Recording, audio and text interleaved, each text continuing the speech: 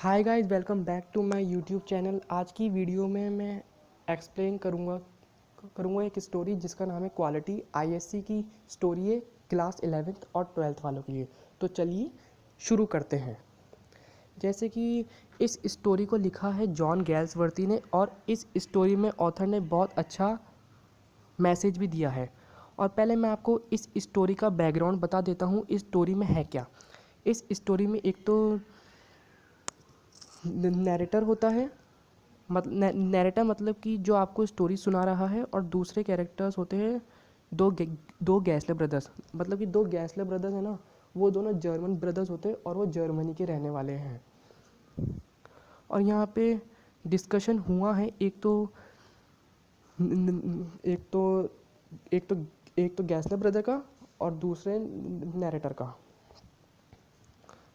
एक तो नैरेटर का। अब स्टोरी में क्या है, ये जो भाई होते हैं ना, जर्मन ब्रदर्स, ये शूज़ बनाते हैं बहुत शानदार क्वालिटी के। इसी के ऊपर बनी है ये क्वालिटी किसकी? जूतों की क्वालिटी। और जो ये नैरेटर है ना, जिसने ये स्टोरी लिखी है, वो आपको डिस्कशन बता रहा है। मतलब कि वो आपको गैसले ब्रदर की जूतों की क्वालिटी के बारे में बता रहा है कि वो गैसले ब्रदर के जूतों का बहुत बड़ा फ़ैन है। और एक बार यह इनकी दुकान पे जाता है। दुकान बहुत ज़्यादा बड़ी नहीं होती, छोटी सी होती है। और वो गैसले ब्रदर को बोलता है कि मैं आपके जूतों का बहुत बड़ा फ़ैन हूँ, और तुम्हारे जैसे जूते मैंने पूरे वर्ल्ड में कहीं नहीं देखे, और मैं पूरी दुनिया घूम के आ गया, पर तुम्हारे जैसे जूते मैंने कहीं नहीं देखे।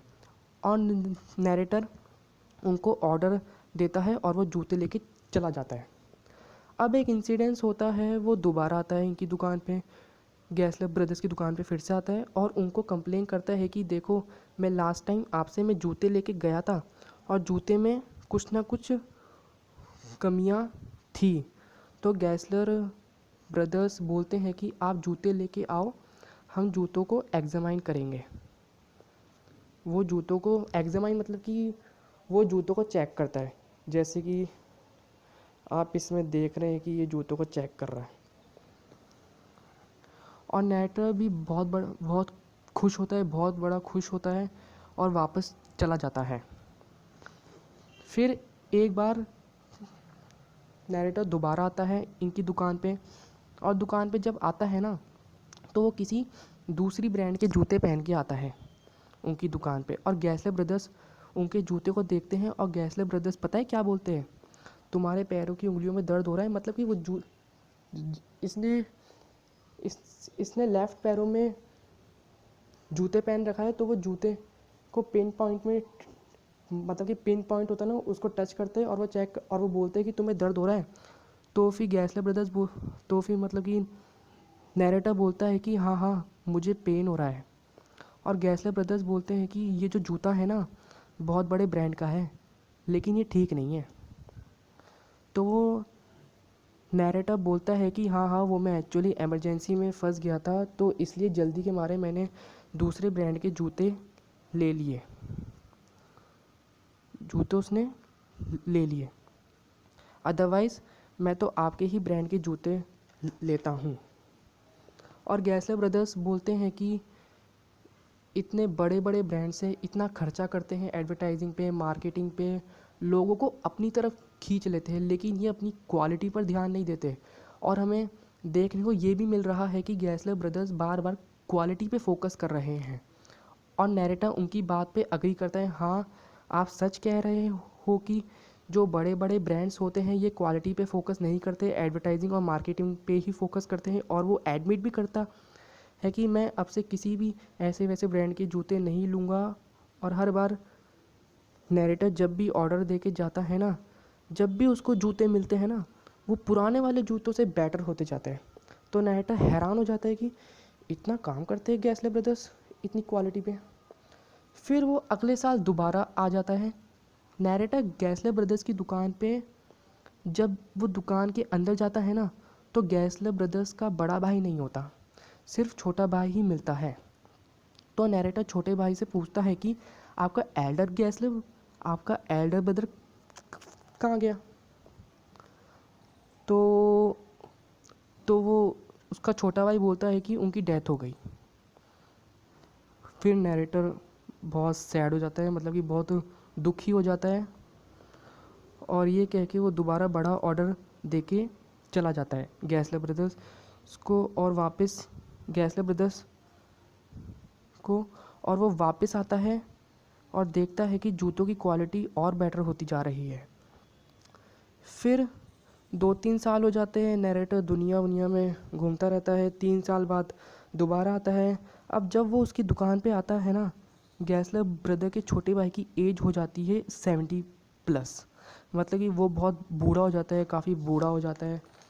और नैरेटर आता है, बट वो गैसलर ब्रदर उनको पहचान नहीं पाते हैं, क्योंकि काफ़ी बूढ़े हो गए। बूढ़े लोगों की मेमोरी भी बहुत कम हो जाती है। तो गैसलर ब्रदर पूछते हैं कि आप कौन हो? तो नैरेटर बोलते हैं कि मैं आपकी दुकान पर काफ़ी बार आ चुका हूँ और मैं आपके जूतों का बहुत बड़ा फ़ैन भी हूँ। नैरेटर फिर से ऑर्डर दे के चले जाता है, और कुछ ना कुछ बाद जूते मिल ही जाते हैं, कुछ ना मतलब कि कुछ दिन बाद उसको जूते मिल ही जाते हैं। अब सबसे बड़ा जो ट्विस्ट आता है ना, 1 हफ्ते बाद आता है। हफ्ते भर बाद नैरेटर उस दुकान में फिर जाता है, और वो देखता है दुकान पे जो साइन बोर्ड लगा होता है ना, वो नहीं होता, बोर्ड हट जाता है। तो नैरेटर बहुत परेशान होता है कि बोर्ड कहाँ गया।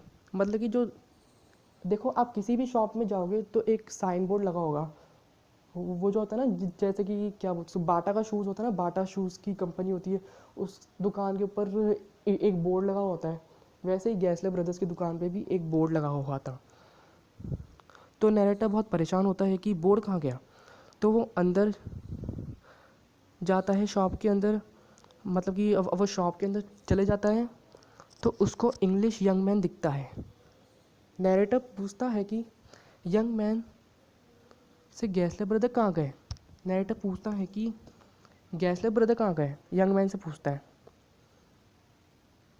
और वो ये भी बोलता है कि वहाँ पे बोर्ड भी नहीं है।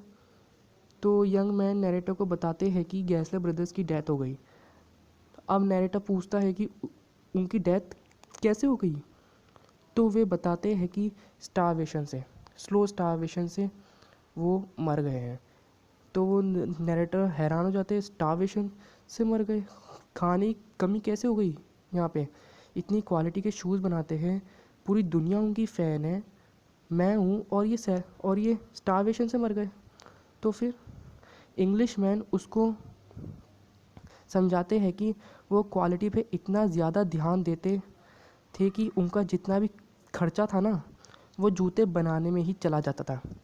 जैसे कि लेदर बाय करने में चला जाता था, दुकान का किराया देने में चला जाता था, अपने लिए प्रॉफिट बचा ही नहीं पाते थे। उनका ध्यान सिर्फ क्वालिटी प्रोडक्ट बनाने में था।